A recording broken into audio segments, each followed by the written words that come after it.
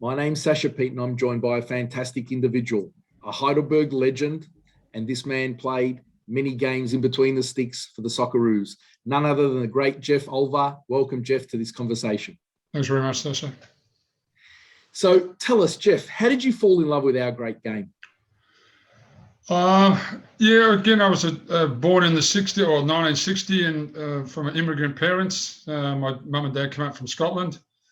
In those days, really, we didn't have a lot of choice. We had, I think, football or soccer in those days, Aussie rules, or cricket in the summer. So I used to play football on the Saturday, and then I played soccer on the Sunday, and then in the summertime we used to play the cricket. So it just, as I said, people have asked me that question many times. I don't know. I played both. Ironically, I was a wicket keeper when I played cricket, so there was a bit of the goalkeeping stuff. But probably a lot of people don't realise that I didn't take up goalkeeping until I was 14. So, and that was just by chance, really, because I always wanted to be a goalkeeper. But I played on the field. I wasn't the quickest thing on two legs, to be brutally honest. Played a number of different positions. And then I was at my first club, which was Sunshine Heights, which used to be walking distance from my house, was only probably 500 metres. And the under-15 coach was looking for a goalkeeper.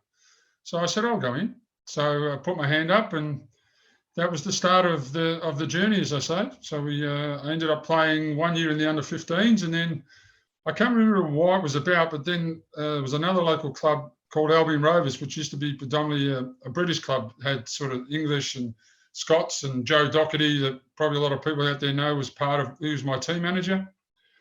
Billy MacArthur, who played, and he was also our coach for a little while. And they sort of were looking for good young talent. So a lot of the good talent went across and played at Albion. So I then went across to Albion after the under-15 competition and ended up playing in the reserves at Albion. So that was just before Steve Blair was slightly after me, a former Socceroo, a good friend of mine. And so I played in the reserves, and then towards the back end of that year, before my 16th birthday, I got in the first team. And in those days, we were in the first division then. So in those days, you had the first division and the Premier League. So there was no, obviously, NSL. It was prior to NSL. So we're talking 75, 76.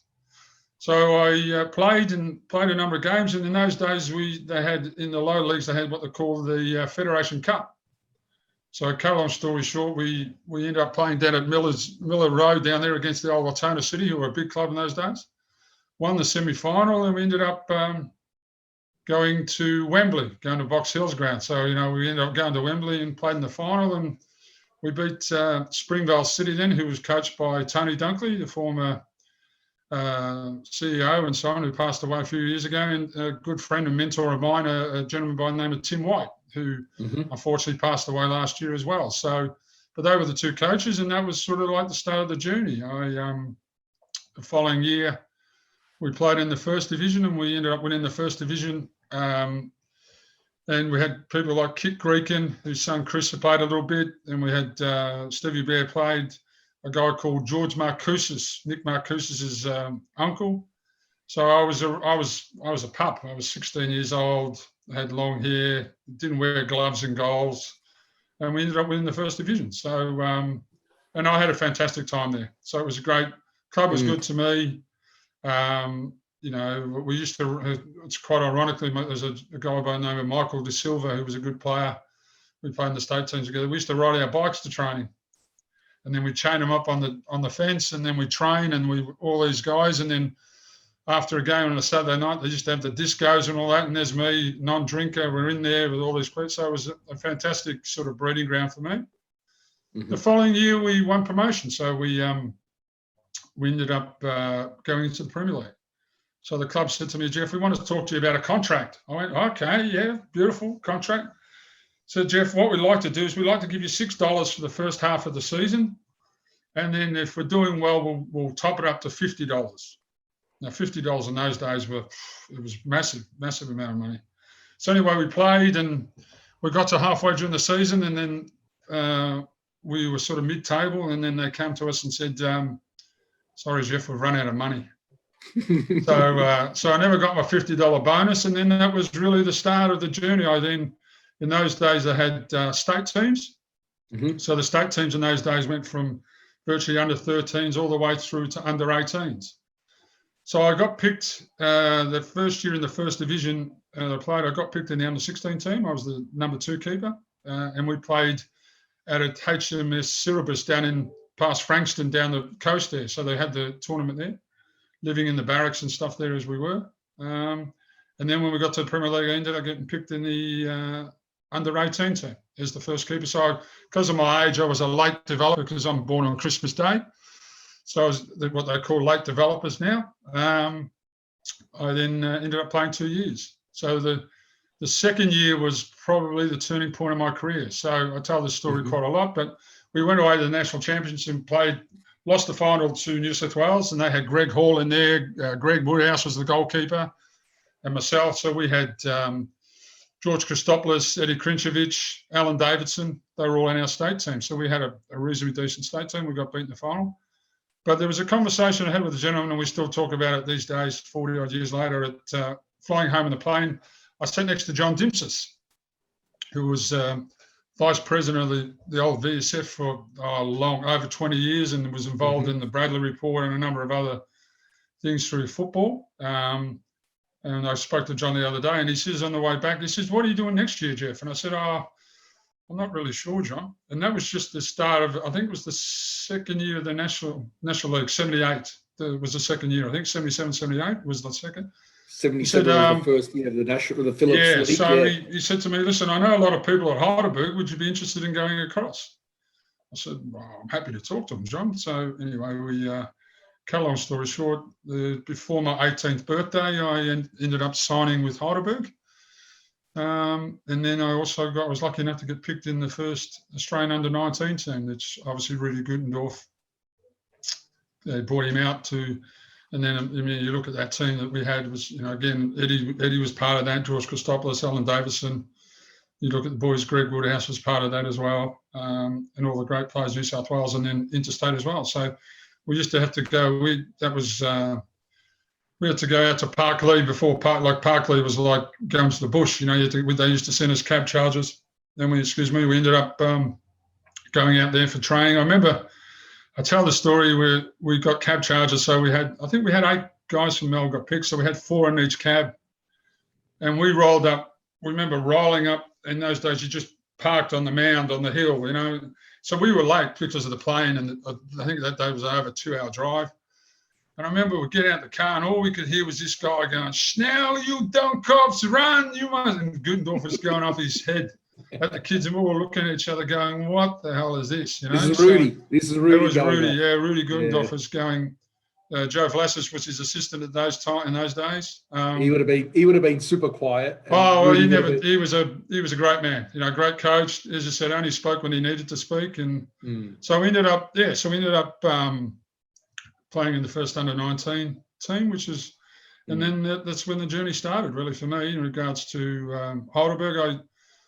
It was quite funny because we did I went for a few training sessions prior to this end of 78, and I didn't have a license, so my dad had to drive me. And so we were out at West Sunshine to Olympic Village in those days, and there was no ring roads and stuff, so Dad took me out, and then obviously I got my license, and then my first season there was 1979. Where 1979, so you had, when I got there, was a gentleman by the name of Jim Marner was the goalkeeper. Peter Blasey had left the year before, and Blasey had gone to Melbourne Croatia, as it was called those days.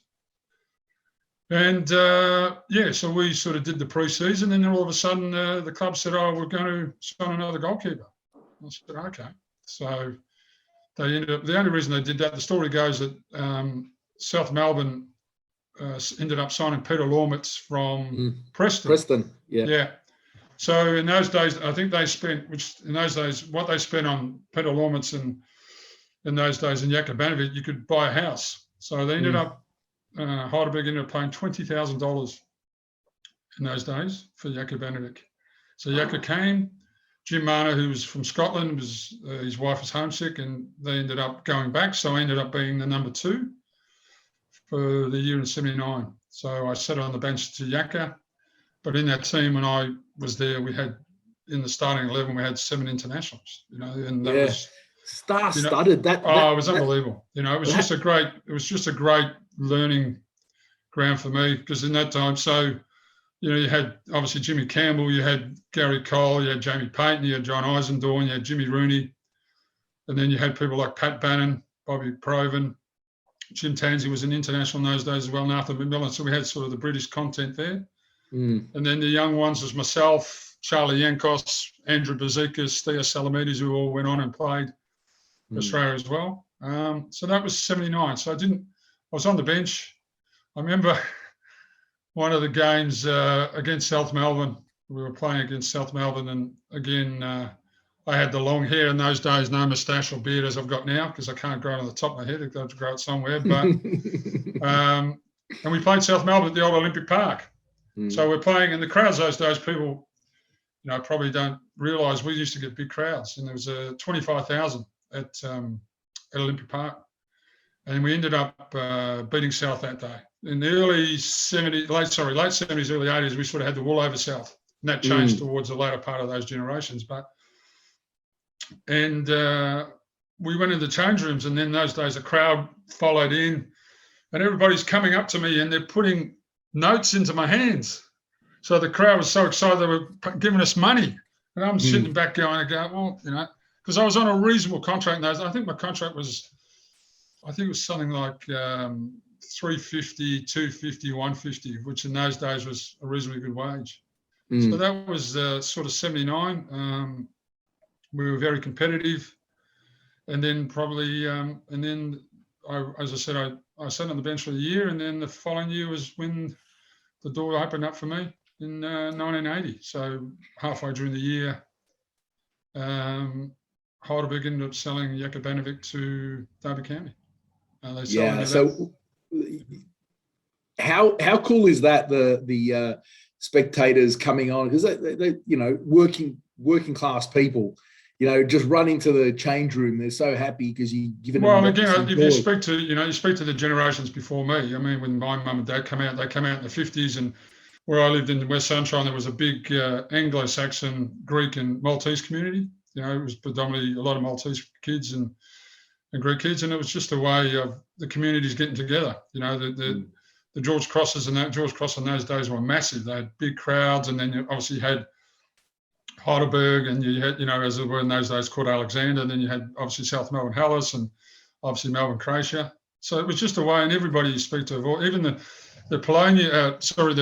Polish community were massive in the sort of 60s and 70s, because it was a way for the migrants and the people to get together. That was their, probably like your dad, they'd work 6 days a week, and then Sunday was the time to go and catch up with the community. And if you look at a lot of the old footage, they were used to go in their suits. It wasn't as that they go and they used to be was a way to get dressed up and spend the day with the community. That's how the game grew, and the game got bigger and bigger. And, obviously before we became part of FIFA, you talked about the guys that played in the 50s and 60s, they used to bring the internationals across, and they'd come across and play and get good money to play. So, I mean, that was, as I said, even in junior clubs in those days, it was just about the community-based type of thing. It wasn't about money. It wasn't about fees. It was just a way of people getting together and, sort of growing a community. And again, the club I played for at Sunshine Heights, there was 5 Socceroos come out of that club. Andrew Marth, Johnny Markowski played there, Lawrence Kidner played there, myself played there, Colin Azzopardi, who ended up playing for the under-23s, and they're still there. They're still at Castley Reserve, and, we used to have the cricket pitch in the middle of the ground, and like most grounds those days, but they're still there. And again, that's, for one little junior club to produce sort of 5 Socceroos that were decent, played at decent levels, it's a testament. And then it's not only Sunshine Heights, there's a number of other clubs as well, where that's what I keep saying to people is, everybody starts their journey at a different place, and then obviously you work your way through whatever opportunities you get. So, and that's pretty much, so I basically, as I said to people when I do talks, is, my first opportunity in goal was when I was 14. By the time before my 20th birthday, I was playing in the NSL, and I was playing in front of 15, 20, 25,000 people, playing with 7 internationals that were current internationals. As I said, that didn't include me at the time, or Charlie Yankos, or Andy Bazookas and Theo Sanides, which is unheard of these days. Doesn't happen now. I think at one stage, I think at one stage that your Heidelberg side, that early '80s side, you had there was 3 club captains playing in the side. You had the Victorian captain playing, the Australian captain, obviously the club captain. It would have been and probably a vast array of experience. Would you say that side would coach itself because there's so much of experience on that park, or did it need? Oh, it was a bit. When I first went to Heidelberg, we had John Marguerite, which used to be known as the Old Fox these days. So he was there 78. He was there, and then a bit of 79. Then he left, and then we had a gentleman that probably doesn't get the recognition he probably should get. A gentleman by the name of Len McKendry. Okay, yeah. He probably doesn't get the record because Lenny was director of coaching of the old VSF, as it is now known as the FFE. So, but I'll just to let you know that when I played in the state teams at under 18, my coach was Ron Smith. Okay, yep. Yeah, so Ron Smith was technical director of the old VSF there as well. So he was my state coach, and when we catch up at courses and stuff, But Len McKendry, so Len came in the sort of back end of 79, and then had us in 1980, and he was probably before his time. The only thing wrong with Lenny was that Lenny was always right and everybody else is wrong. So his man management of the players was fantastic, but he just didn't know how to play the game off the park, which probably cost him being, to be brutally honest, probably the national coach at one time. And in those days, we used to have the senior, like most states, we used to have the senior Victorian team. So we used to play against teams from overseas, and then the Socceroos, as they were called then, would play them. So, but he was different. He's the only coach that I've had that he worked from the front to the back, is where a lot of coaches normally work from the back to the front. So in 1980, when I got my chance halfway during the year, we were a great team. You know, we lost the league by a point, lost the Phillips Cup on a replay. And then we obviously played in the first live game that SBS did, as I think in those days they were Channel O, at the Old Bruce Stadium. But that year, between Gary Cole and Jamie Payton, they scored over 50 goals between them. So, and he was, you know, the type of running you're doing now, box to box running and all that. He was doing a lot of that stuff then, is where, you know, previous coaches, it was about running around the oval or running, you know, doing so many Ks of runs, and the training and stuff that we did was totally different to previous coaches that I'd had. But that year, so 1980 was, you know, a landmark year for the club, and obviously, you know, a great opportunity for me to play. And as I said, I got in halfway during that year, and we got beat by Newcastle, Newcastle up there, KB United, and then we lost. I think Marconi won it that year, I think, or Sydney City. And it was Sydney City, I think, they beat us by a point, and then we lost to Marconi in the Phillips Cup, and then we played Sydney in the final. And that's the beauty of modern technology, because when the kids sort of say, "Did you play, Jeff?" I said, "Yeah," so because that's on YouTube, so they can get in and link on YouTube. And it was the first live game out of Bruce Stadium there that SBS did. And, you know, there's me with longish hair and then the short shorts and no mo, and I played in bare hands. You know, I didn't have gloves. You'd spit on your hands, and but, you know, we won that game 4-0. Gaz got a hat trick, and Jamie got one. And then that game was renowned for a tackle that Arthur McMillan, again, a Scottish guy, right back, or number 2 as you call these days. There's a guy by the name of Kenny Bowden, played for Sydney City, great player, English boy. And Arthur decided to put him in the grandstand with a tackle, and that was really changed the game. And we ended up winning it. And again, it was my first trophy as a player at that level. And I was, you know, that was before my 20th birthday. And then I was lucky enough to play, you know, close to another 15 seasons there over different times. So you obviously staying so many years at one club, you gain an affinity, because you know, you would have seen committees come and go, presidents come and go. Was there any throughout that journey, the 10 or 15 years that you were there? Did any clubs come for you and you think, okay, I might make that move? Yeah, I did consider going overseas because obviously from 1980 and then I played 81, 82, 83. We were in the NSL and we were still fairly competitive. Lenny moved on.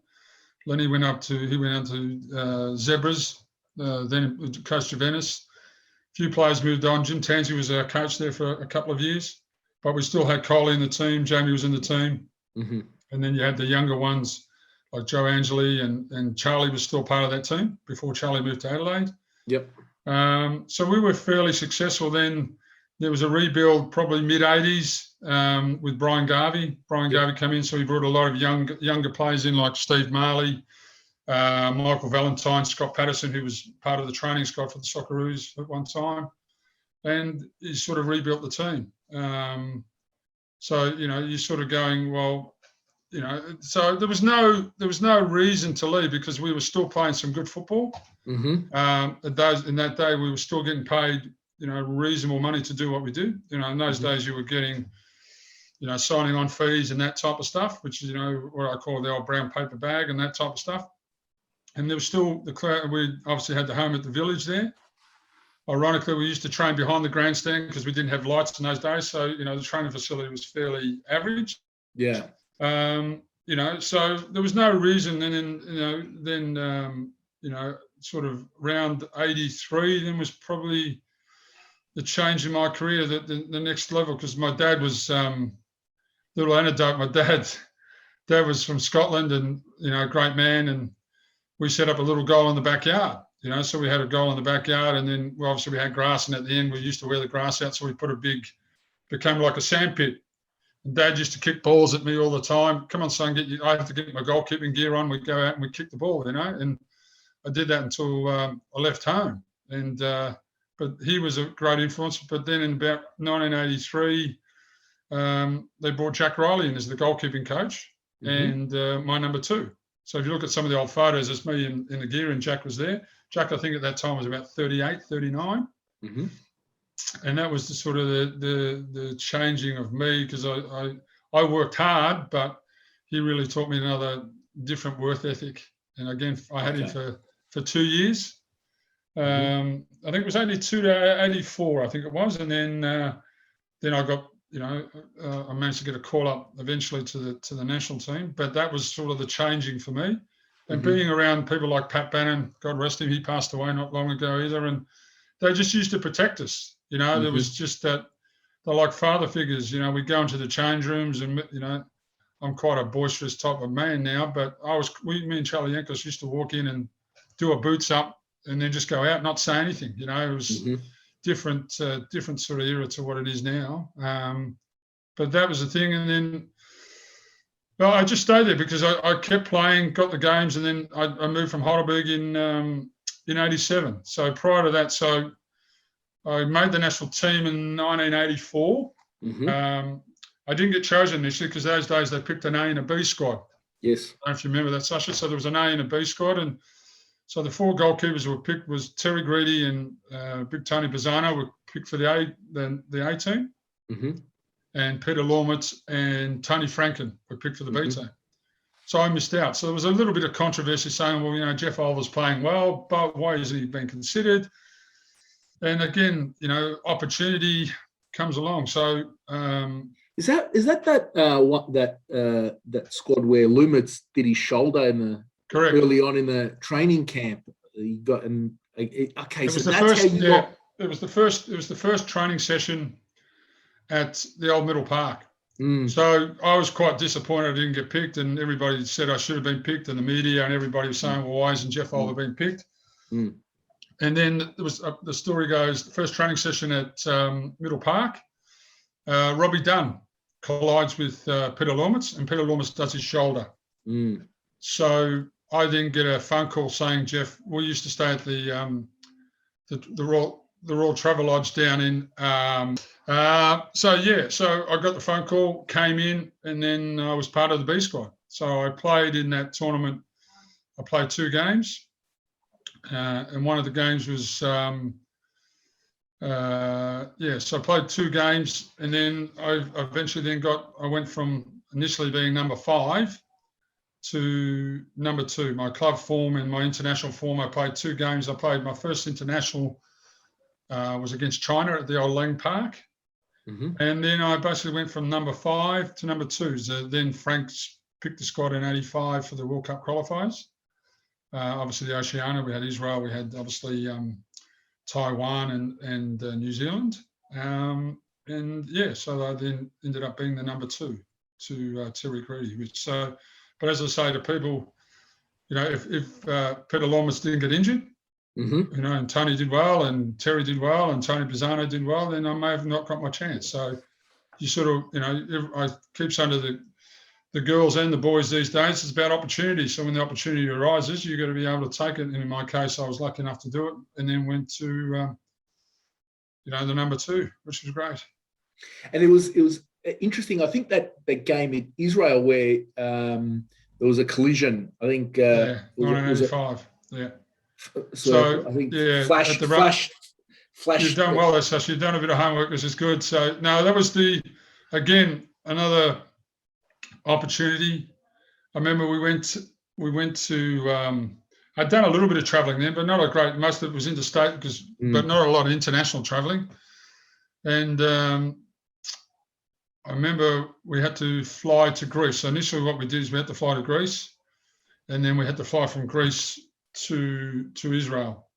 So, and in those days, the ASF didn't have a lot of money, so we were in the back of the planes where all the smokers were. So there's this elite group of footballers, and we're in the back because in those days, as you know, you could smoke. So we're in the back of the plane. None of this, like I've seen the boys travelling from Dubai to Vietnam the other day in business class.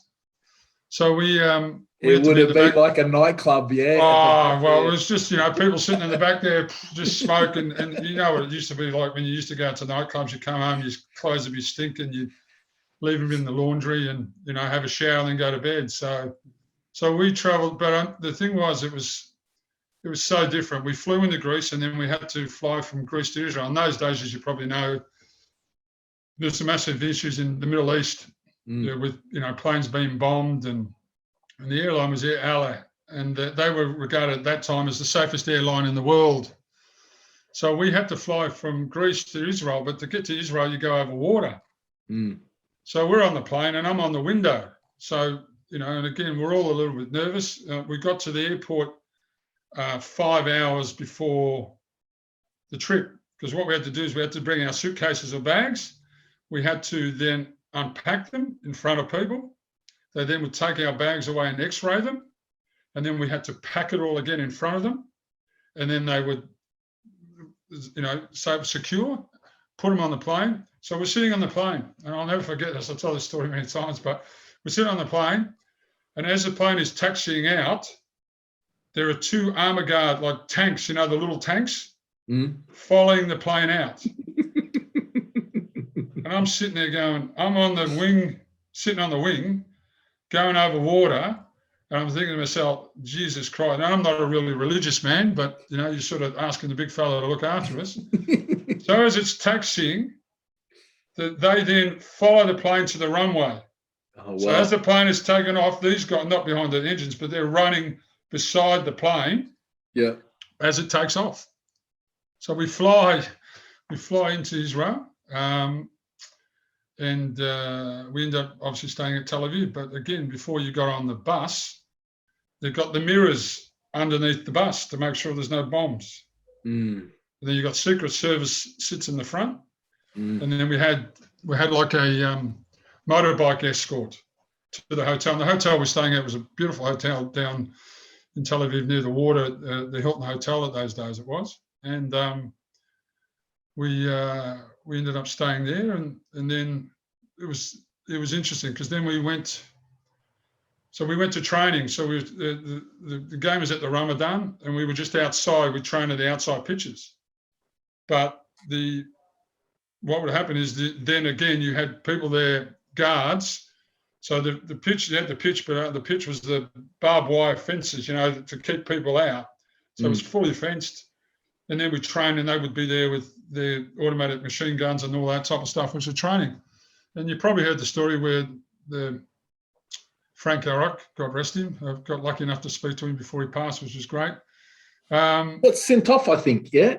Is that yeah, but what happened was, it's a true story. What happened was the media were talking to him, and Frank was a very, very smart man. I mean, he was very, very clever, and he started to question the Israelis about their manhood. He's saying, "Oh yeah, I don't think they're as physical as us. You know, we get stuck in. We've got that Australian culture." So he started winding them up, and the media, the Israeli media, going, "What do you mean? What you calling our guys basically soft?" They said, "No, I'm not saying that, but I just think so." And this is a true story. So what ended up happening was the next training session the next day, and I was speaking to Cosy about it not long ago, where they set up the starting 11 against the rest of us. So you had the reserve, Eddie Thompson was playing, so we had 11 elite 11. And Frank goes to Cosy and to big Steve O'Connor and big David Ratcliffe. I mean, if you said to them, kick your grandma, they would have. There's no question about that. Yeah. What I want to do, I want to see some tackles flying around. On your own players? Yeah, our own players. True story. So it gets going. Nobody got hurt, but it got really, because then, you know, I was on that team. So Graham Arnold was part of that team. Robbie Dunn was part of that team. Yeah. Ian Gray. And they got the absolute shit kicked out of them, right? Not bad, but it was a very physical game. So these Israeli reporters are sitting there going, well, if this is what they do to their own, what are they going to do to us? And Frank got in their heads.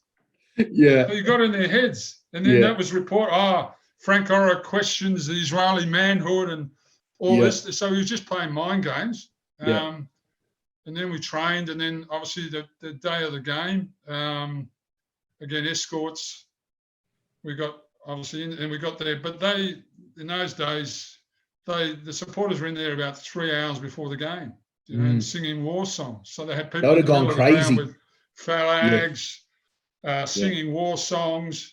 And we roll up, and I'll never forget it, where you walked out and, you know, they're throwing oranges at us. Wow. You know, stuff like that. So, and again, you know, the beauty of YouTube, you can get on, and I tell the kids, to have a look at it.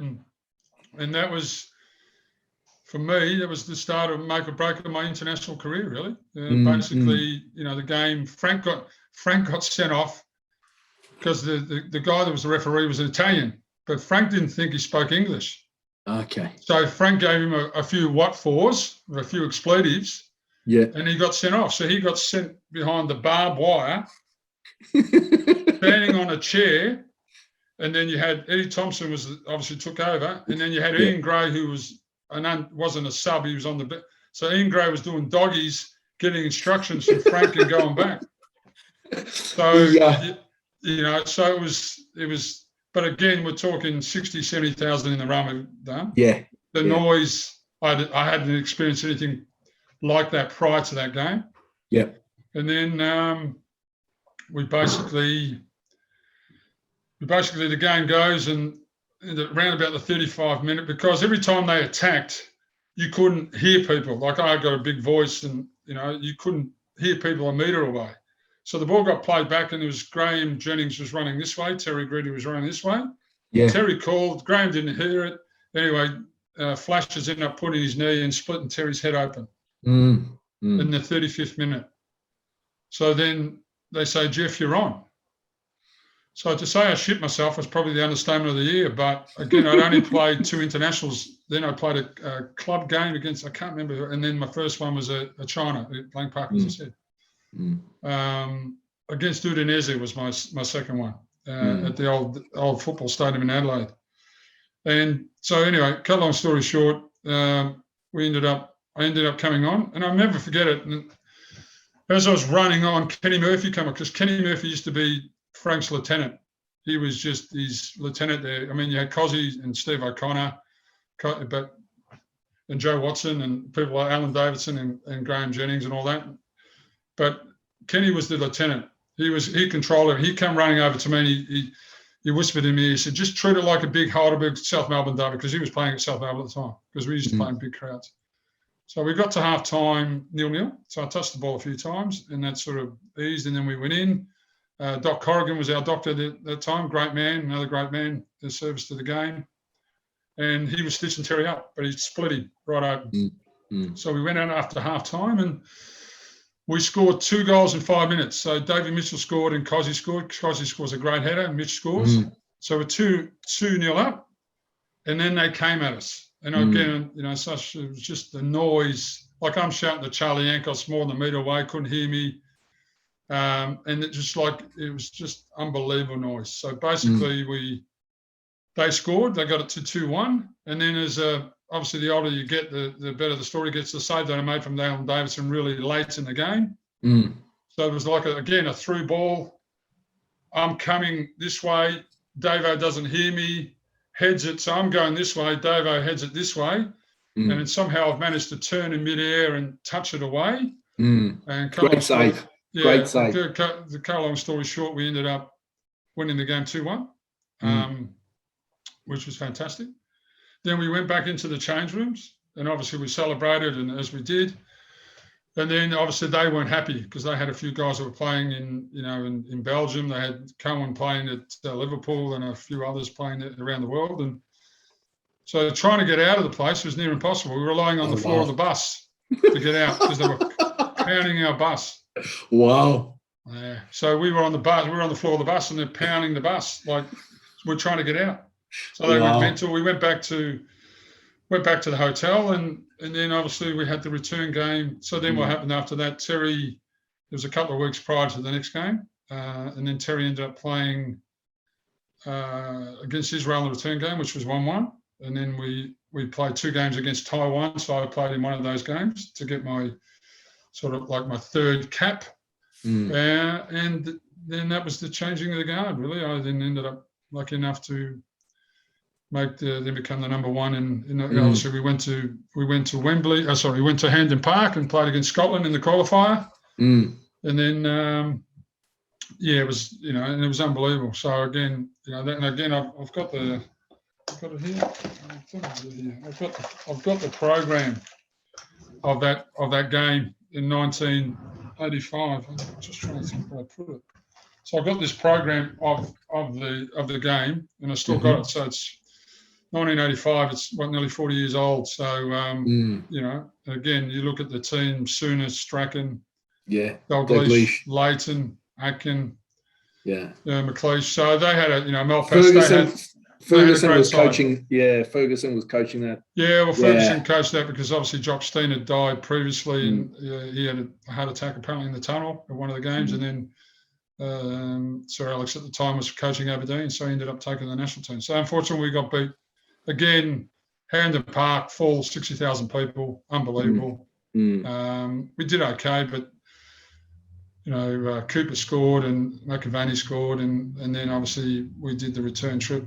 And Frank probably heard the story. Frank said we should play the game in Darwin at 12 o'clock, so it's stinking hot, and take the advantage. But we didn't do that. We ended up playing at Olympic Park on a mild night of probably 15 degrees and perfect Scottish weather. But again, to be fair, if you look at the game, we probably should have. If it wasn't for Jim Leighton, we probably should have got something out of the game. So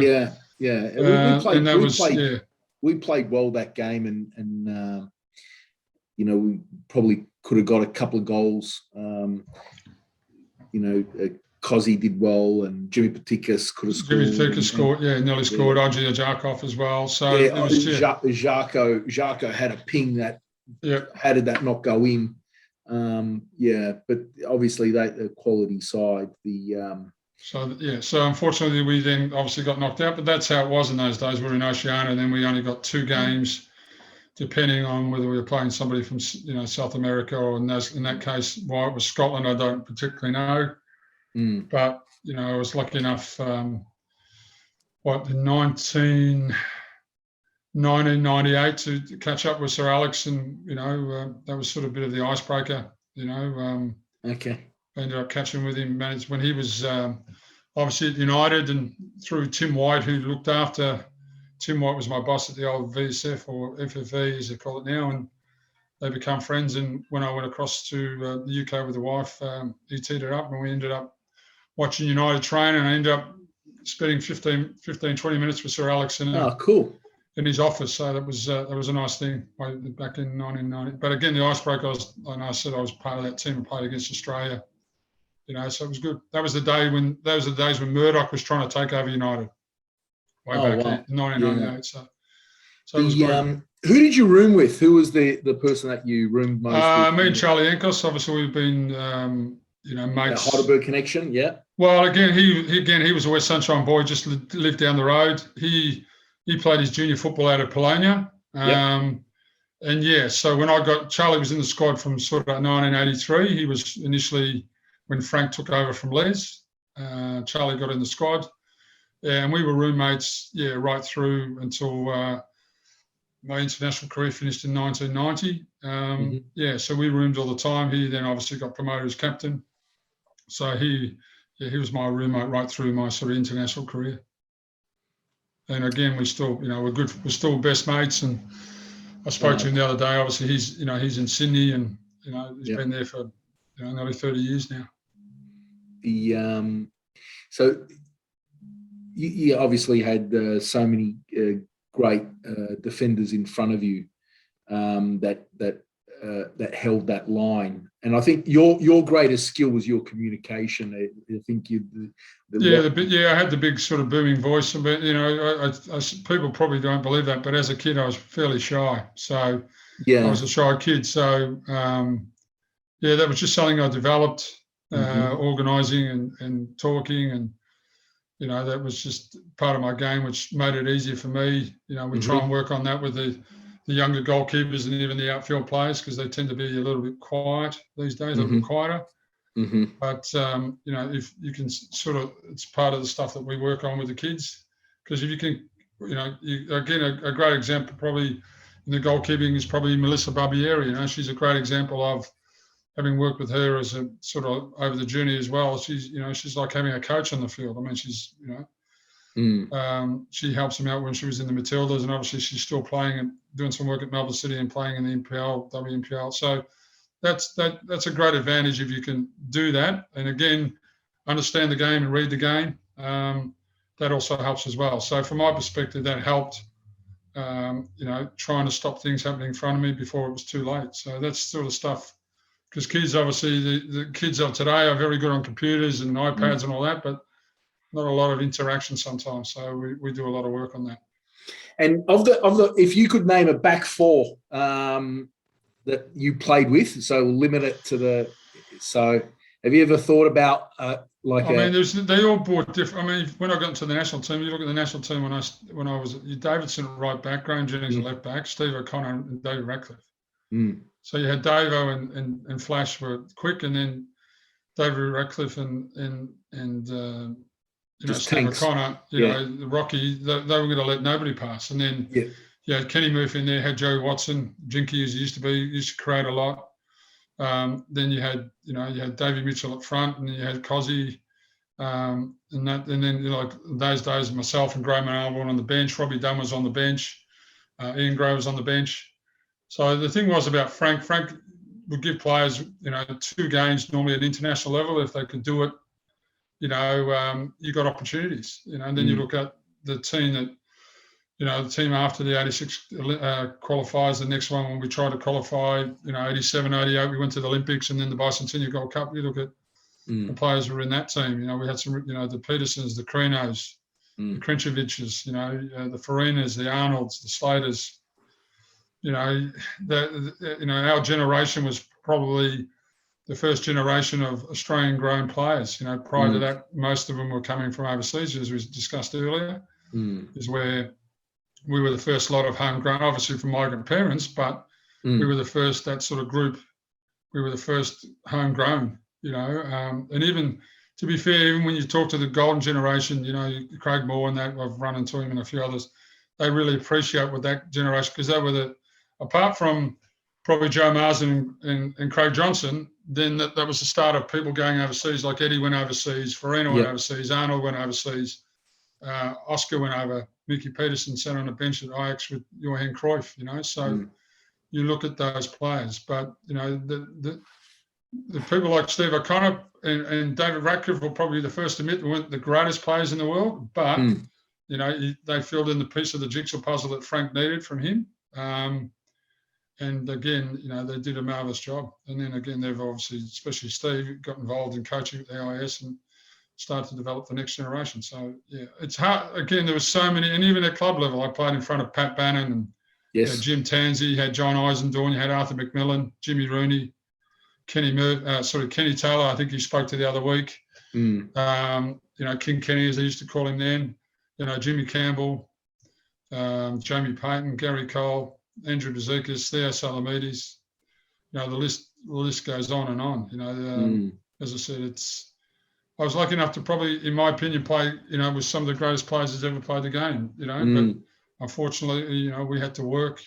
People don't realise we worked, 5 days a week and we trained 4 days a week, and is where they have the guys now, especially prior to the golden generation. The 92 squad, which had guys like John McCoskey and Paul Ocon and Ned Zolich, they were sort of the next catalyst to go overseas. But, our generation, especially after the 88 Olympics when we did well, Farina went to Belgium, Slater went, Arnie went, even Charlie went to Greece for a little while. So I love that players out of that team sort of got the record. And again, the results we got against Argentina, obviously, I keep saying to Charlie, he carries around one of those. What a game. Yeah, so, the Bicentennial Gold Cup, and again, what we did that night, and, unheard of, and, I take the piss out of Charlie because he keeps walking around. I keep saying, you've got a CD in your pocket and you just pull it out and give it to people to have a look and stuff. But when you look at that game and what the players did, and, people forget that they had 7 of the starting 11 that won the Cup in 86. So, and obviously we were,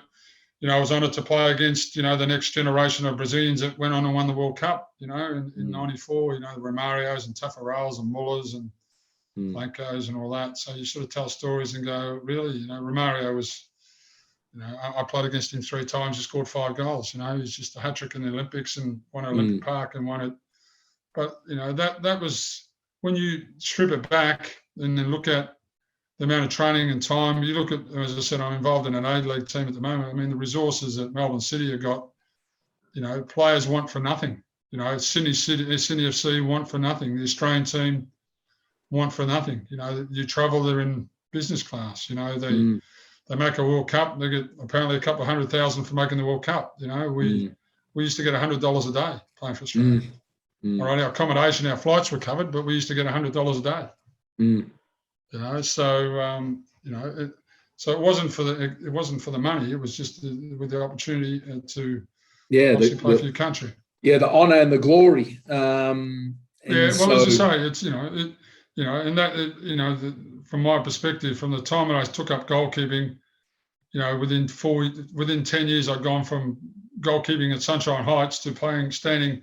And I say this to kids, just to put a perspective on, I'm standing there in the national anthems playing, and I've got the number 1 on my back, and you think of all the goalkeepers that play in Australia, I'm standing there representing your country. So it's just, it's an honour, but again, it comes with hard work and comes with opportunity, and the coach having the belief in you that, that you can do the job. But again, you only get that if you do the job under, and we had lots of good players that didn't make it, probably only played a handful of times, like Charlie Villani and people like that. Serge Melter were great players, but some players at that time, couldn't go to that next level in the Australian jumper. Is where some guys were good. A good friend of mine, Paul Wade, probably wasn't the greatest player ever to play the game, but did a job for the country.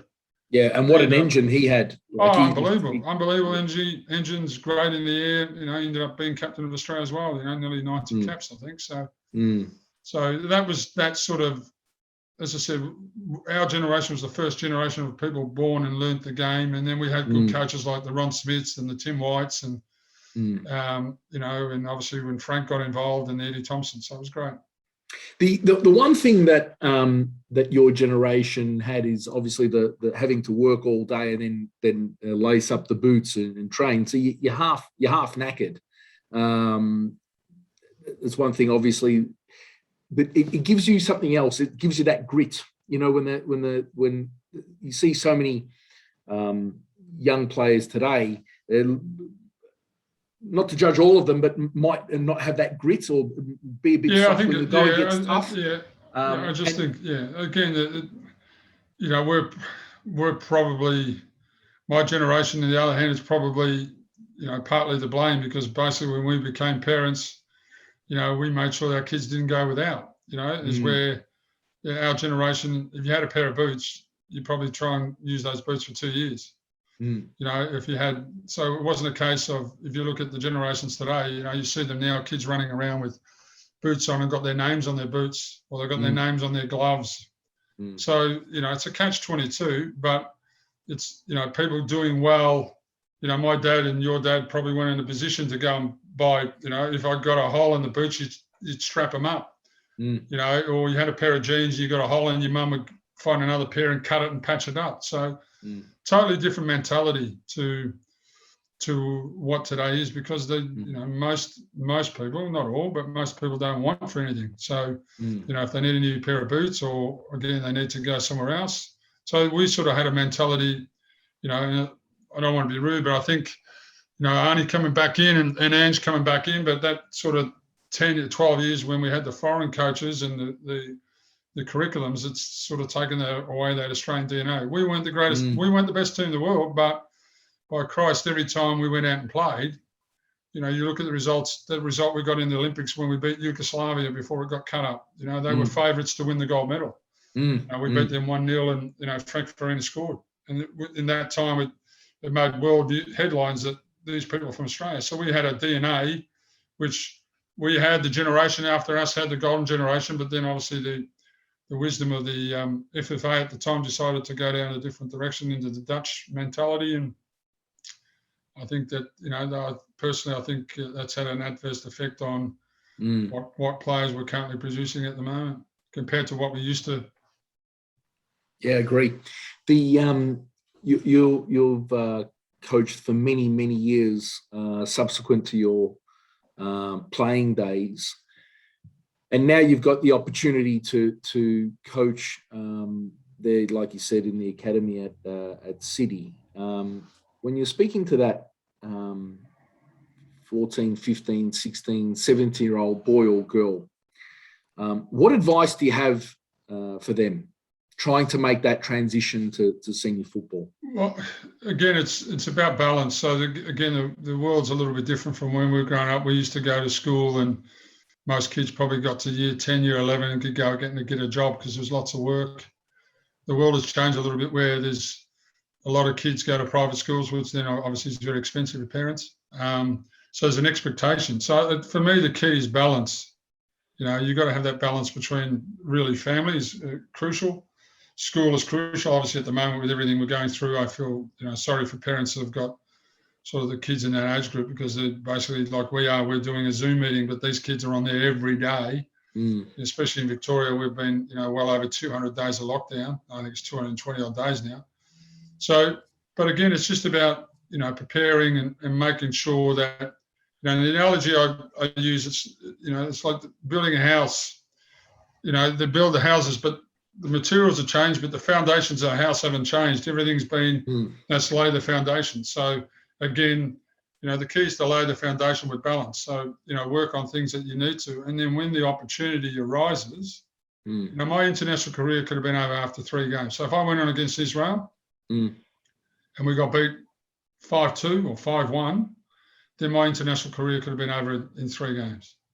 So again, I say to them, create the opportunity. And again, it's the balance between school, home life, and football, because everything they get is, they get, all the coaches have to be qualified now. So you have to have certain qualifications. They don't want for anything, but I think the difference between, probably the last few generations, or the last decade or so, is the hunger. How badly do you want to? If you don't want to be a soccer player, you can go off and become a lawyer. You become or whatever. But there's so many things. But again, you have to put in the work. You speak to the golden generation. I was lucky enough to work with some of those, in the Carlton days, with Bresh and Simon Colosimo and Vinny Grella, and I was lucky enough to coach Dukes and Joseph Skoko and state teams. You just, their work ethic, it was And Dukes was a natural. God gave him a certain gift, but they work at it. You look at, I'm currently at Melbourne City, and I'm lucky enough to work with the A-League team myself. You look at the Jamie McLaren. Jamie McLaren works his socks off. Matthew Leckie, but they're humble. They're not. They haven't got the, excuse my language, they haven't got their head up their ass. They come every morning, and the environment that Paddy Bisnow has created at the club at the moment in my first year there. Everybody comes up and shakes your hand. How are you, Jeff? Morning. So they work, in the gym and everything they do, and in the boots. So, Melbourne City got, at the moment, I think they've got 4 Socceroos and they've got 4 Olympic players in their starting 11. So you've got Leckie, the boot, McLaren, Curtis Good. Then you've got Tom Glover, you've got Marcus Tilio, Connor Metcalf, and Nathan Atkinson's in there. So in that starting 11 at the moment, there's 8 players that are wearing the green gold in some capacity, as either an Olver or as a Socceroo. But their work ethic is unbelievable, and that's the key. It's the balance, and again, taking the opportunity when the opportunity comes. Get in the A-League. A lot of players tend to go overseas early. Not so much now since the lockdown, but if you look at the progression of most of the players in the golden generation, most played a lot of their, apart from obviously Harry Kewell and Tim Cahill. If you look at that golden generation, most of them played probably the first 2 or 3 years of senior football in the old NSL. Dukes did, Edmonton did, a lot of those guys did. So, create a sort of great environment in the A-League here, and then if you're doing well, then obviously, you'll get noticed, and then, hopefully the opportunities, when you look at the number of players we had in those years playing in the top leagues compared to now, I mean, at the moment, we've got nobody in the EPL at all. At one time, we had, nearly 30 players playing, and then playing in the top leagues in Italy, Spain. So, and then Graham, I spoke to Graham probably 6 months ago, and, he's trying to bring that Australian mentality back in, which is good. I mean, he did well at the Olympics, and obviously at the moment they're getting results, so which is good in the World Cup qualifiers. So I think he's trying to bring that sort of that Australian DNA, which I think that we need to do with everything else that you do. I mean, the resources that they've got now compared to what we had is chalk and cheese. Yeah. Oh, it's night and day, without question. So that's the key. Is just balance is the key. And when the opportunity comes, whether it's in your schooling opportunity or whether it's in your football opportunity, you need to make sure you're ready to take, because you may only get one. That's the thing. If you take it, then you can build on that. Fantastic words of wisdom, Jeff Olver. Thank you for your contribution to Australian football and your continued involvement. We wish you all the very best. Thank you, Sasha. I really appreciate your time, and hopefully we can do it again. Hey guys, we've come to the end of this episode. Thank you so much for watching. I really appreciate you taking the time to listen to our wonderful guest. If you like this type of content and would like to see more, how about you hit the like and subscribe button, and have a fantastic day.